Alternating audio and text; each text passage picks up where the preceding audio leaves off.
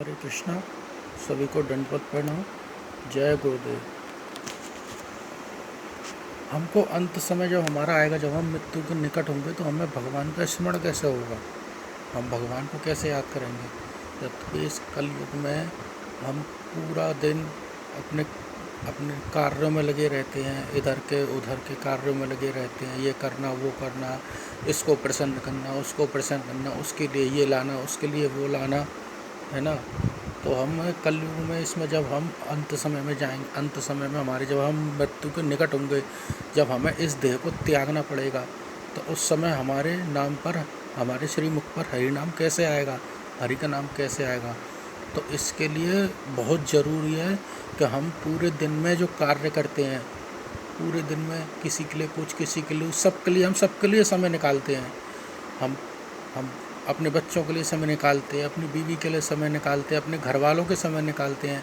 तो क्या हम हरि नाम के लिए समय नहीं निकाल सकते, हरि भजन के लिए समय नहीं निकाल सकते। ये बहुत ज़रूरी हो जाता है कि पूरे दिन में अगर 12 घंटों में हम कम से कम 2 घंटे नहीं, 1.5 घंटे नहीं, 1 घंटे नहीं, कम से आधा घंटा तो निकाल ही सकते हैं। आधा घंटा निकाल कर अपने नित्य कामों में, नित्य जो हमारे रोज़ के काम हैं उनमें से थोड़ा सा समय निकाल कर हमें भगवान का भजन करना चाहिए। तभी मृत्यु के जो अंत समय हमारे मुख से हरि नाम निकलेगा, अन्यथा इसके बाद और कोई उपाय नहीं है, हरि नाम नहीं निकलेगा। क्योंकि गुरुजी एक कथा बताते हैं। जब जब गुरुजी की कथा हुई थी, दिल्ली में भागवत हुई थी, तो मैं बड़ी मुश्किल से मुझे छुट्टी मिली। मैंने बस उल्टा सीधा झूठ बोल कर ऐसे करके मैंने छुट्टी ले ली 7 दिन की। मैं 7 दिन की भागवत सुनने गुरुजी की दिल्ली मठ रहा, 7 दिन दिल्ली मठ में रहा।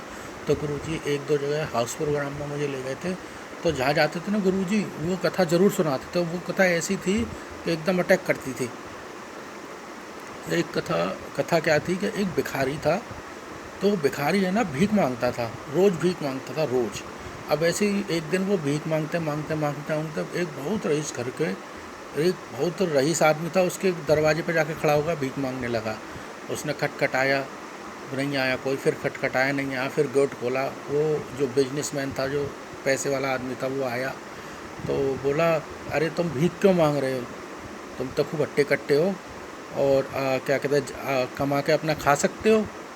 तो वो बोला भिखारी का, मेरा तो ऐसे ही काम चल जाता है, दिन भर में इतना मैं भीख से मुझे मिल जाता है कि मेरा खर्चा चल जाता है, मैं अपना खा पी लेता हूँ बस, और आप मुझे भीख दे दो बस, मेरे लिए तो यही काफ़ी है। तो वो बिजनेसमैन बोला, अरे तुम इतने हट्टे कट्टे हो, कम काम धाम करो, कुछ करो जाके। तो भिखारी बोला, नहीं नहीं, मेरा तो भीख से ही चल जाता है, मुझे तो आप भीख ही दे दो और कुछ पैसा दे दो तो मेरा चल जाएगा। तो वो भिखारी कहता है कि चलो ठीक है, कोई बात नहीं है, मैं जो बिज़नेस है, मैं अपने बिज़नेस में तुमको 60% का मालिक बनाता हूँ, 40% का मैं हूँ। तो वो बोलता है भिखारी, अरे क्यों मेरी गरीबी का मजाक उड़ा रहे हो, क्यों हंसी उड़ा रहे हो, आप मुझे भीख दे दो, थोड़ा पैसा दे दो, मेरा तो उसी से ही हो जाता, मैं क्यों इतनी मेहनत करूँगा न। तो वो बिजनेसमैन बोला कि नहीं नहीं, मैं सही कह रहा हूँ बिल्कुल, मैं आज से तुमको अपने बिजनेस में 60% का मालिक बनाता हूँ, 60% तुम्हें दूंगा और 40% मेरा, जो भी कमाई होगी।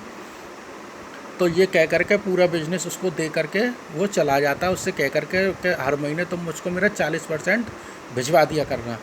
अब वो चला गया, अब वो बिजनेस करने लग गया भिखारी। अब ऐसे देखते देखते 1 महीना हो गया, 2 महीना हो गया, 3 महीना हो गया, उसको वो 40% नहीं भेज रहा था। अब उसको चिंता हुई, बोले क्या कर रहा है पता नहीं, जाके देखूँ तो सही क्या कर रहा है वो। अब वो गया, उसने देखा तो जहाँ उसकी कोठी थी, वहाँ उससे भी बड़ी कोठी, जहाँ उस पर 2 गाड़ी थी, वहाँ 4-4 गाड़ियाँ रखी हैं। तो बिजनेसमैन सोच रहा था, अरे बिजनेस अच्छा कर रहा है, अच्छा पैसा कमा रहा है, तो शायद भूल गया हो।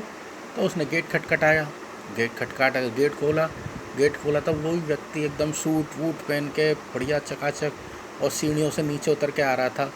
तो वो बिजनेस में बोला, अरे तुमने मुझको पहचाना कि नहीं पहचाना। नहीं, हमने तो नहीं पहचाना, तुम कौन हो, मैं तो तुमको जानता ही नहीं हूँ। अरे तुम मुझे जानते नहीं हो, मैंने तो तुम्हें अपने बिजनेस में 60% का मालिक बनाया था और 40% मेरा था। तुमने तो इतने दिन हो गए, महीनों हो गए, तुमने 40% मुझको भेजा ही नहीं। तो वो क्या कहता, अरे नहीं नहीं, मैं तो तुमको जानता नहीं हूँ, तुम कौन हो और जाओ यहाँ से, भागो यहाँ से। तो ऐसे जो व्यक्ति है, ऐसे व्यक्ति को हम क्या कहेंगे, ऐसे व्यक्ति को हम क्या करेंगे, जो सेल्फिश, गाली देंगे, बुरी बुरी गालियाँ देंगे उसको, कहेंगे धोखेबाज, सेल्फिश ये कहेंगे ना। तो वो जो धोखेबाज है, जो भिखारी है, वो कौन है? वो भिखारी हम हैं, वो भिखारी हम हैं। और जो बिजनेसमैन कौन है? वो भगवान है। उन्होंने हमको इतना सब कुछ दिया, फिर भी हम उनका नाम नहीं ले रहे हैं, उनका स्मरण नहीं कर रहे हैं, उनका भजन नहीं कर रहे, उनका कीर्तन नहीं कर रहे, गुरु जी का आश्रय नहीं कर रहे, भजन कीर्तन नहीं कर रहे। सारा दिन हमारा इधर उधर की बातों में निकल जाता है। वीकेंड में हम पार्टी करने के लिए समय निकाल देते हैं, मगर वीकेंड में हम कभी धाम जाकर परिक्रमा परिक्रमा कर कर गुरु वैष्णवों की जो समाधि मंदिर है वहाँ जाकर हम भजन कीर्तन करने के लिए हमारे पास टाइम नहीं है। वीकेंड पे पार्टी करने के लिए हमारे पास टाइम निकल आता है। अब जो भगवान है, जो हमसे कुछ भी नहीं ले रहे, और फिर भी उन्होंने हमको इतना सब कुछ दिया। लॉकडाउन लगा, लॉकडाउन में लोग पैसा ले लेकर घूमे, मगर किसी को ऑक्सीजन नहीं मिली है। और वो भगवान फ्री में हमको ऑक्सीजन दे रहे, हमसे कुछ नहीं ले रहे। उनके लिए हम 1 घंटा भी नहीं निकाल सकते पूरे दिन में। तो हमारा ऐसा जीवन जीने से क्या फ़ायदा है? ऐसा जीवन जीने से तो धिक्कार है हमारे ऊपर, हैं। जो हमको सब कुछ दे रहे हैं, जो हमको सब कुछ प्राप्त करा रहे हैं, उनके लिए हम पूरे दिन में 1 घंटा भी ना निकाल पाएँ तो बेकार है। फिर तो एक जानवर जो जीवन जी रहा है और हम जो जीवन जी रहे हैं, उसमें कोई फ़र्क नहीं है। अगर मनुष्य योनि प्राप्त करने पर भी अगर हमने हरि भजन, हरि कीर्तन, हरि नाम नहीं किया तो बेकार है, फिर हमारा जीवन बेकार है। ये हमें जो मनुष्य जीवन मिला है, ये अनमोल 84 लाख योनियों को भोगने के बाद मनुष्य जीवन मिलता है। तो हमें ठीक ठीक रूप में भजन करना चाहिए, और हम गुरुदेव से हमें ऐसी कृपा कर प्रार्थना करनी चाहिए, हे गुरुदेव हमारा ठीक ठीक रूप से भजन हो, और जितना हम ज़्यादा से ज़्यादा हो सके हमारा भजन हो, हम कीर्तन भजन में हमारा मन लगे, हमारा मन इधर उधर ना भटके। क्योंकि एक गुरुदेव ही हैं जो हमको बचा सकते हैं, अन्यथा इस संसार में कोई नहीं है जो हमको बचा सकता है। इसलिए हम गुरुदेव से प्रार्थना करेंगे कि हे गुरुदेव, आप ही हमारे सब कुछ हो, आप ही, आपके कारण, आपकी वजह से ही हम भक्ति लाइन में आए हैं, आपकी कृपा से ही हम कुछ थोड़ा बहुत सीख पाए हैं। और गुरुदेव से प्रार्थना करें कि आप हम पर कृपा करें, हम ठीक ठीक रूप में भक्ति और हरि भजन कर सकें। वंचाकल्पतरुभ्यश्च कृपा सिंधुभ्यश्च पतितानां पावनेभ्यो वैष्णवेभ्यो नमो नमः।